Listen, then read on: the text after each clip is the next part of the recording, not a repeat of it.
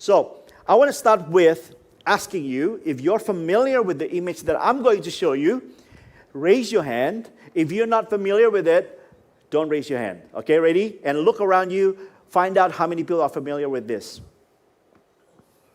How many of you are familiar with this? All right, wow. You know what? That's like 60% of you understand what this is all about. 40% of you don't know what it is. Or maybe you just shy not to raise your hands. But this is our street directory. Yeah, it used to be costing about $23, but now because it's a very rare thing to find, it's $50 in Officeworks. I decided not to buy it just for this. Like, if I buy $50 and just to show you guys, that's a waste of money. So, it's a rare thing. Back in the day when I arrived in Australia in year 2000, this is a must-have in every car because for you to be able to go from A to B, you can't just go. You have to plan where you're going. Like, you need to go to the address directory, 26 Cecil Avenue, page 310.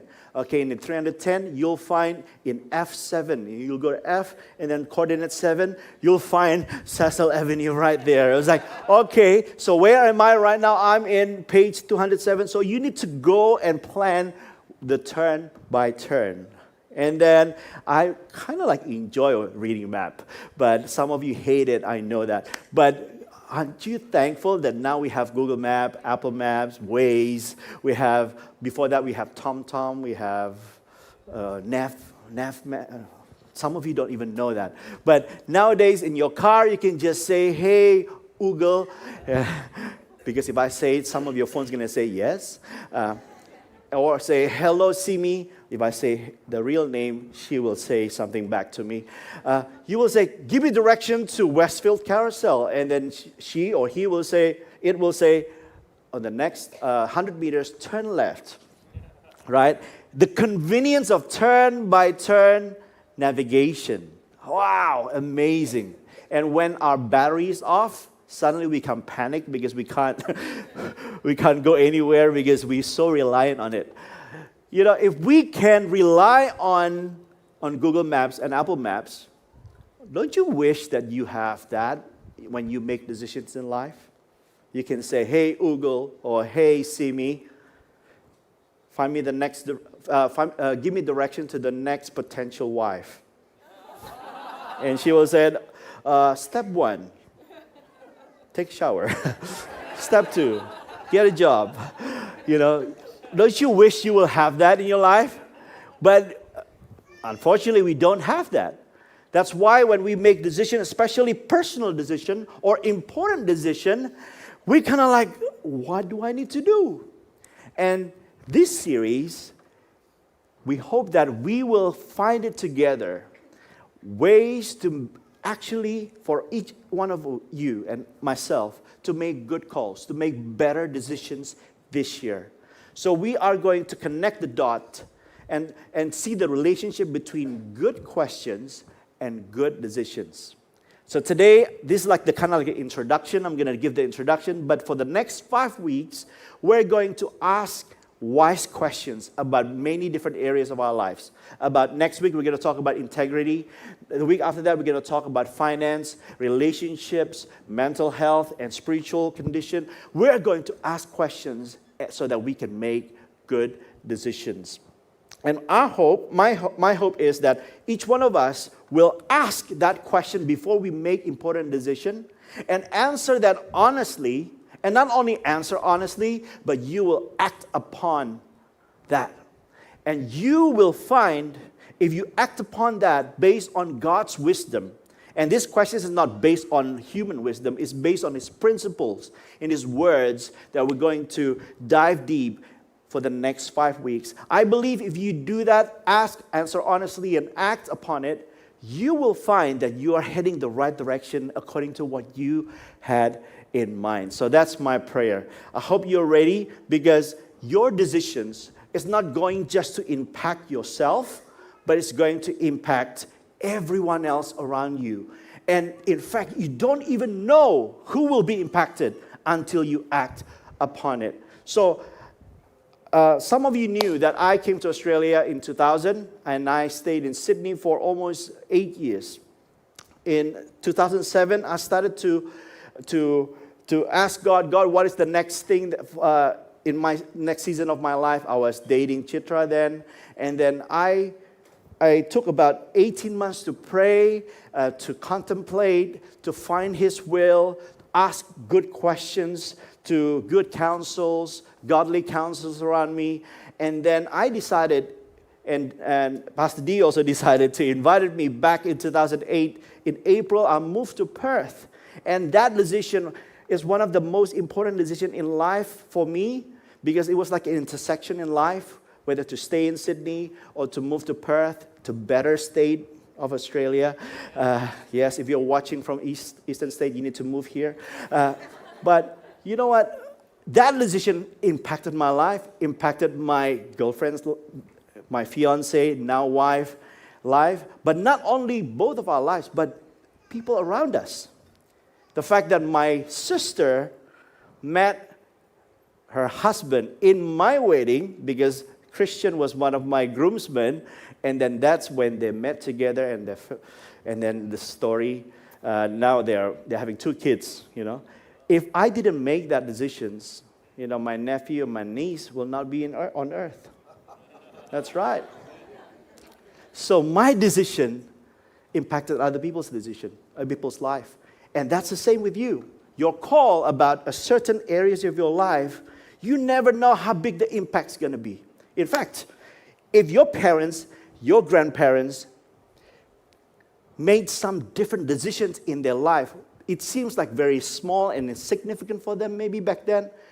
And then they don't even think about you because you're not in the picture yet. Your grandparents didn't know that they're going to have grandchildren or a handsome grandson like you or a beautiful granddaughter like you. But when they made that decision, that impacted the generations after them. I was speaking to someone yesterday that mentioned like my grandma, my oma, my opa came from the Netherlands in the 40s, and then now I'm the second generation. I was like, if they didn't decide to move, their life will be different now. Private decisions will become public outcomes because you're not the only one who got impacted by your decisions. You're also not the only one got impacted by your regrets, your bad calls, your bad decisions in life. You're not the only one who got impacted because other people around you will get impacted as well. Because our private decisions have public outcomes. Maybe it started as private, but it will eventually become public and will impact a lot of people. So think about that. What about if a father decided, if the father decided not to be alcoholic anymore? Maybe the children's life will be different. Imagine if a mom decided not to run away when she found out the husband cheated. Maybe the story will be different. The story will be different maybe when the dad who struggled with alcoholism and said, that's it, enough is enough, I don't want to do it anymore, and got sober and changed the rest of his life.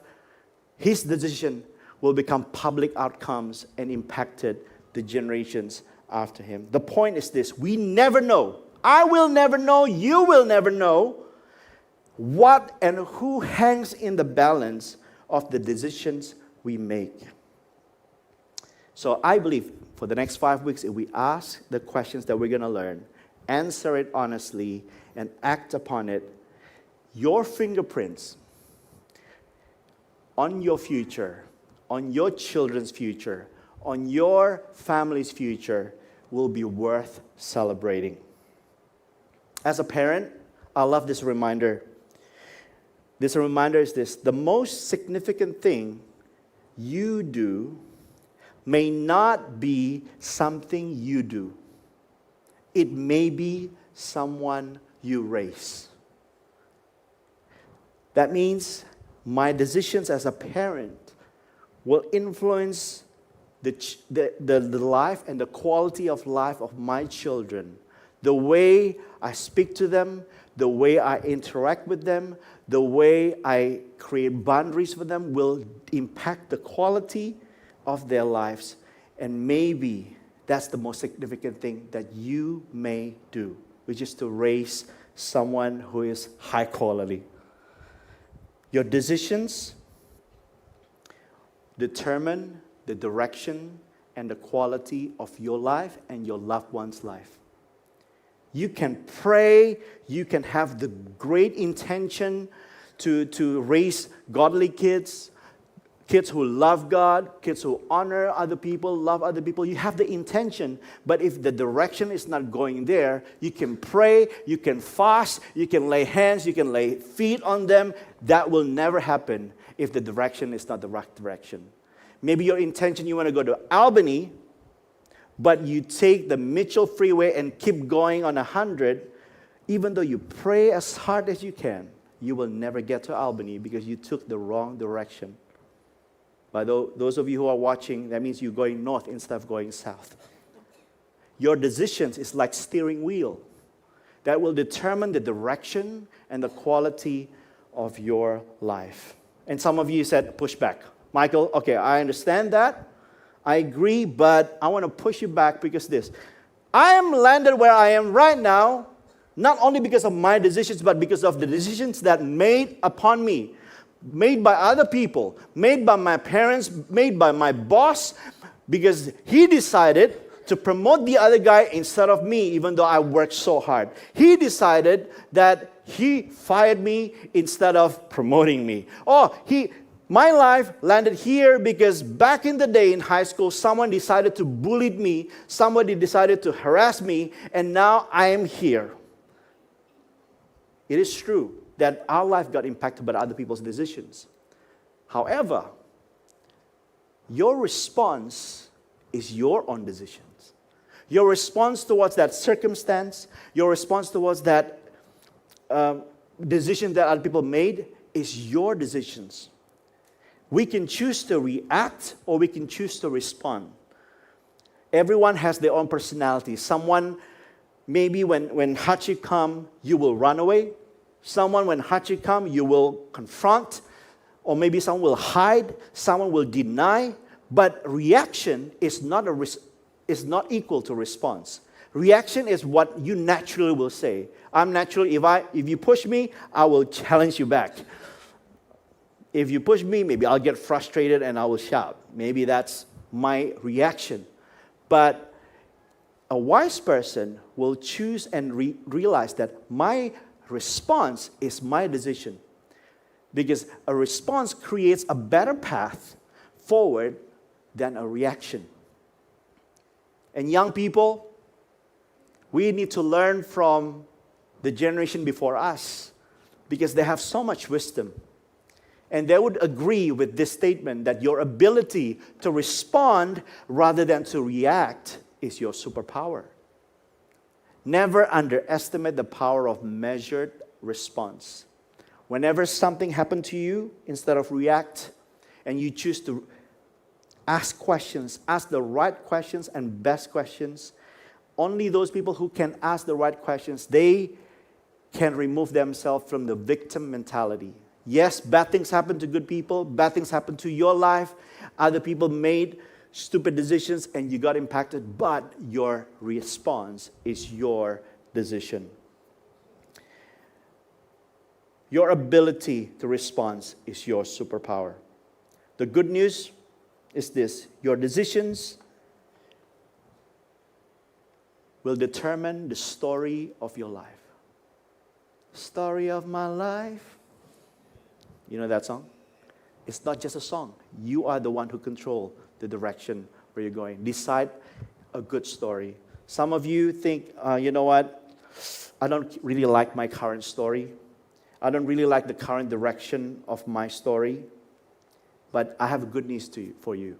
You have the opportunity, especially now in the beginning of the year, you have the opportunity to decide a different direction, to decide a better story.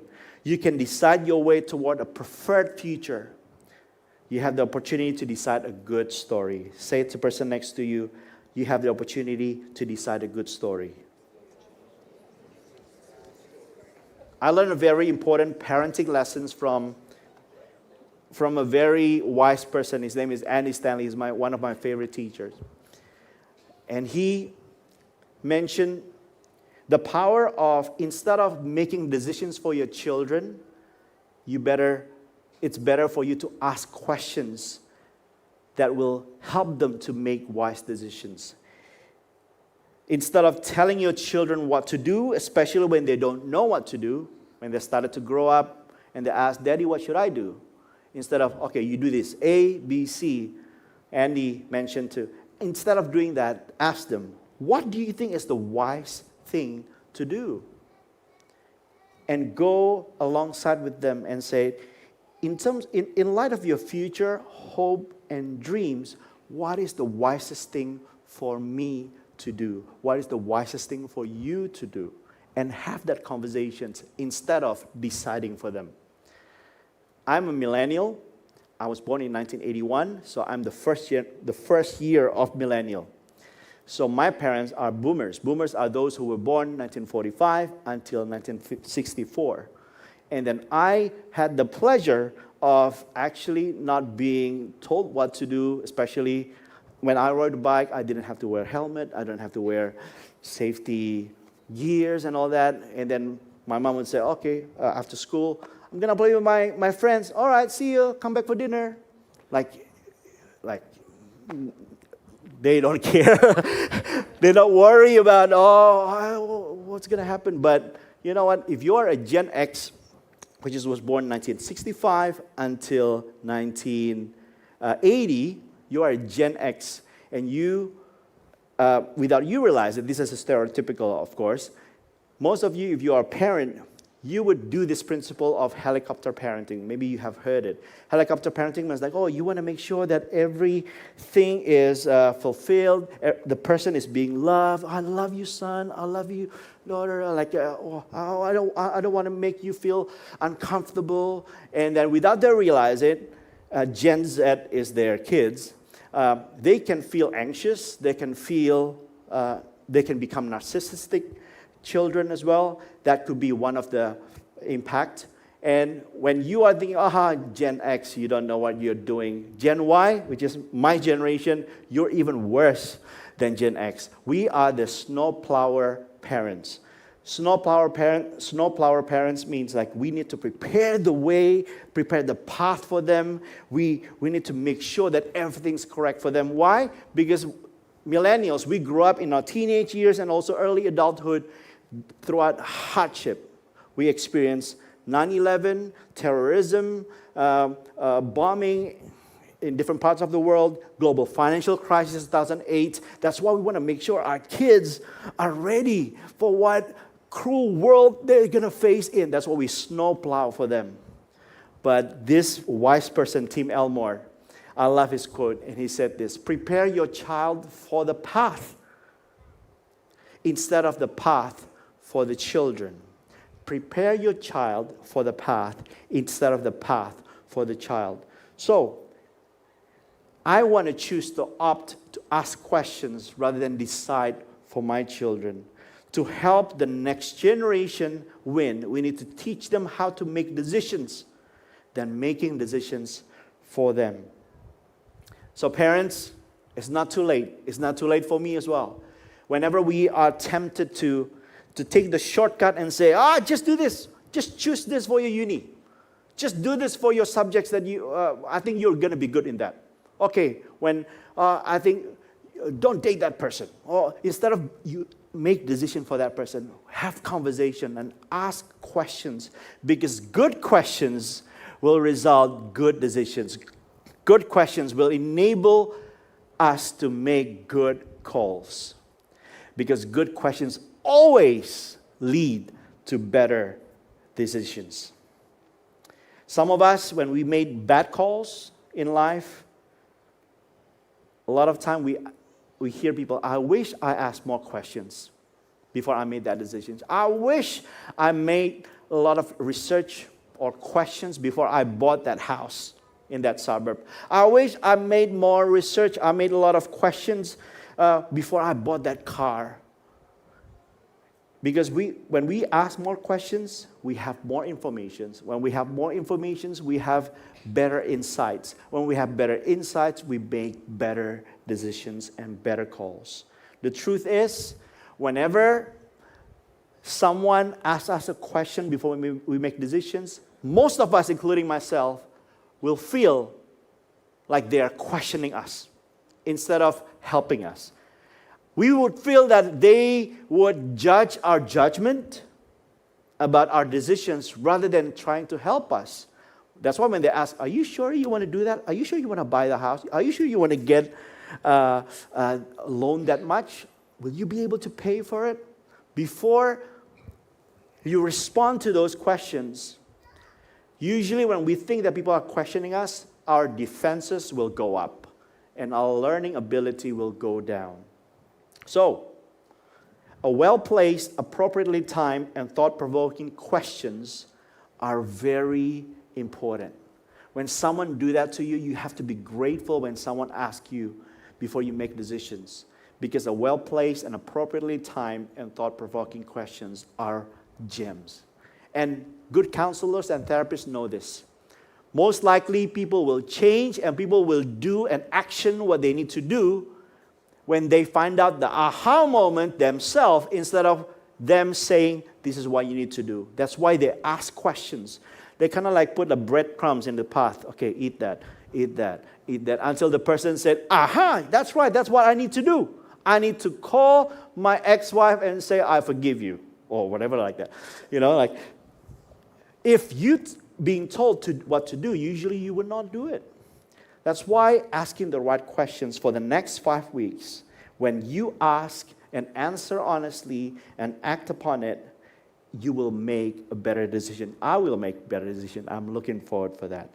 And it will add into your vocabularies of questions that you already have in your mind. Maybe before you make a decision, you will ask, will I enjoy it?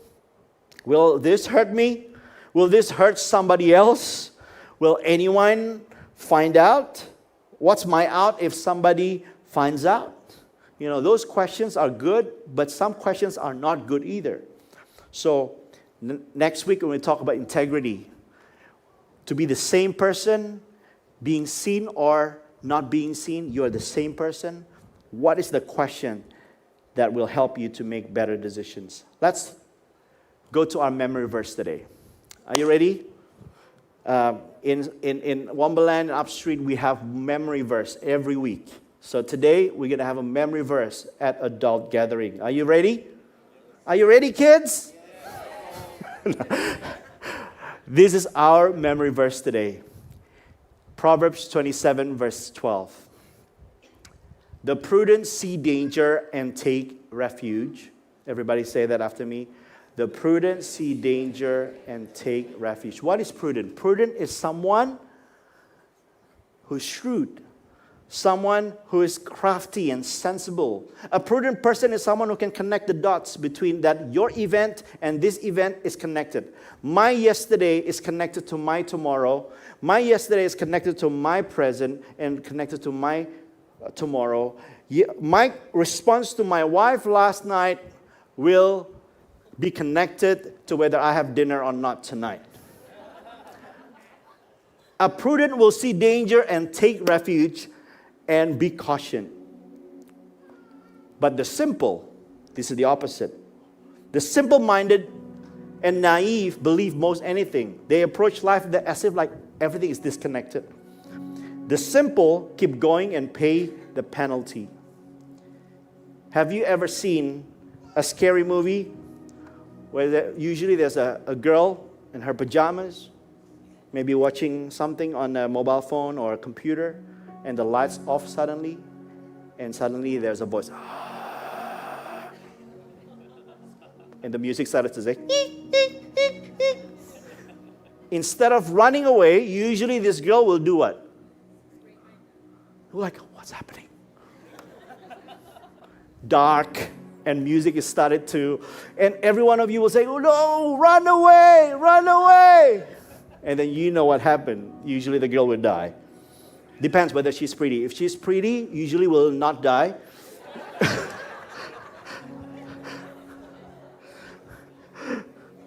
But you know that the prudent will see danger and take refuge, but the simple will keep going and pay the penalty. Another translation said, You will pay the penalty and suffer for it. And my hope and my prayer is that the Rocks people, we will be the prudent people.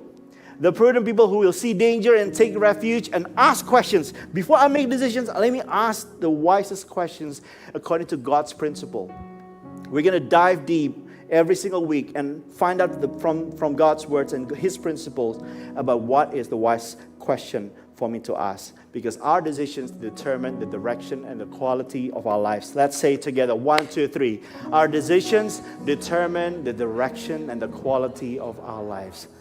And your decisions determine the direction and the quality of your children and the generation after you and the generations after you as well.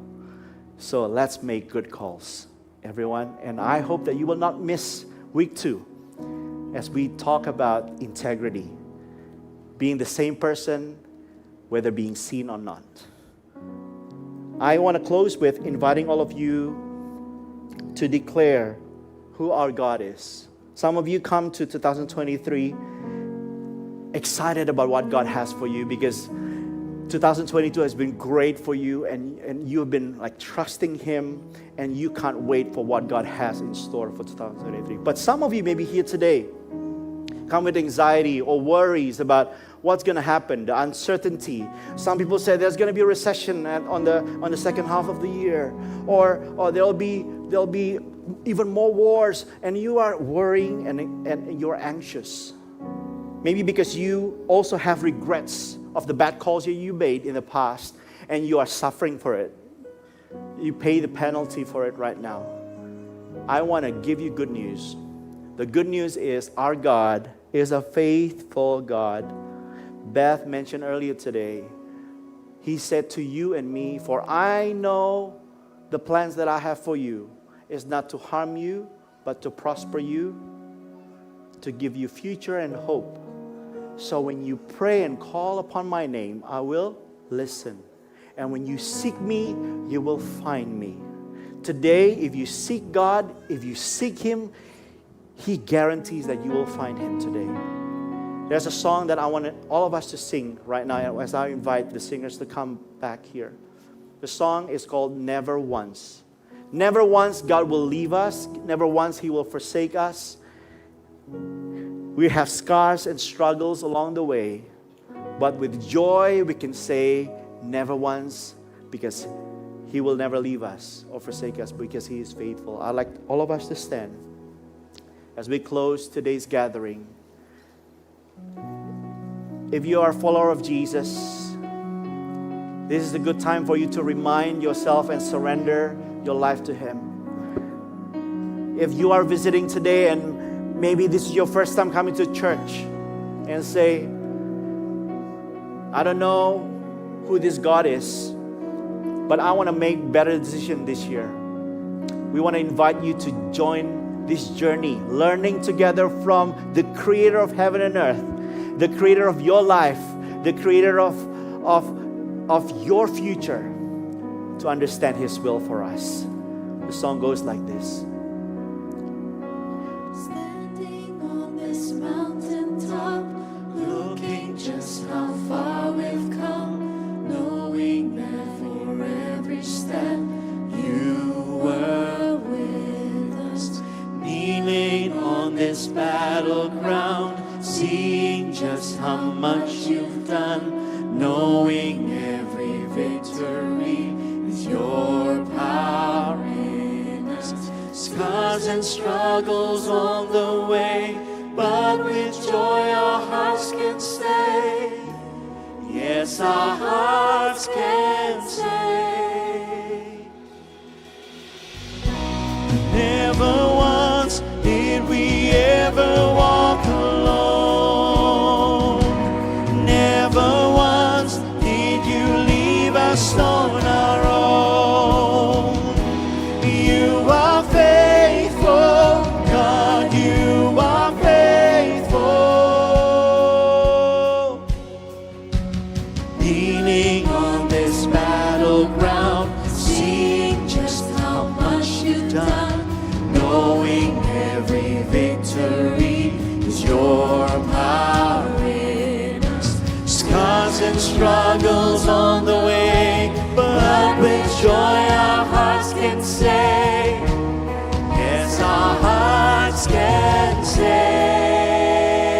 Sing it with all your heart. Never once did we ever walk alone. Never once did you leave us on our own. You are faithful, God, you are faithful. You are faithful, God, you are faithful. Scars and struggles on, come on, sing with me. But with joy our hearts can say, never once did we ever walk alone. Carried by your constant grace, held within your perfect peace. But never once, no, we never walk alone.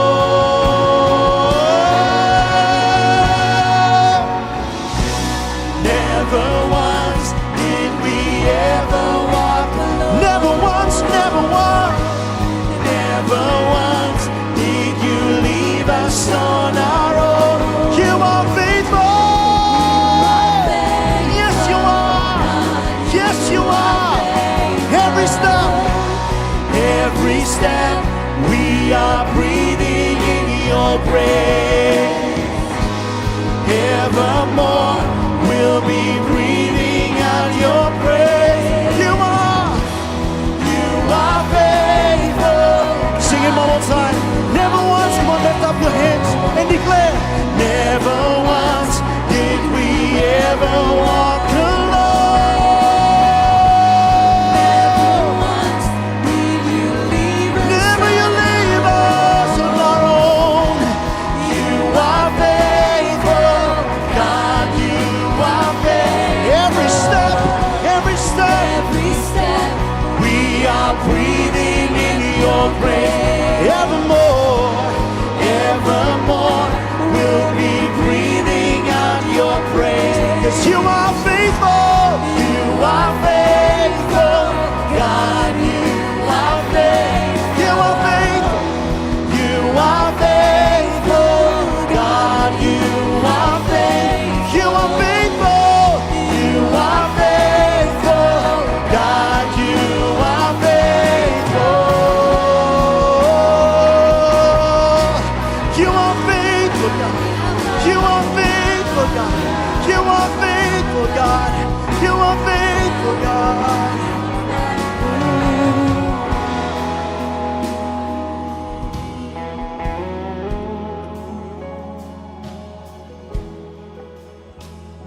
Your Heavenly Father is a faithful God. He wants the best for your life. And He's not just only want the best for your life. He sent His Holy Spirit to guide you, to help you to make wise decisions today. God, I pray that 2023 will be the year that every single one of us will make good calls. We'll make better decisions because we want to follow your principles in life.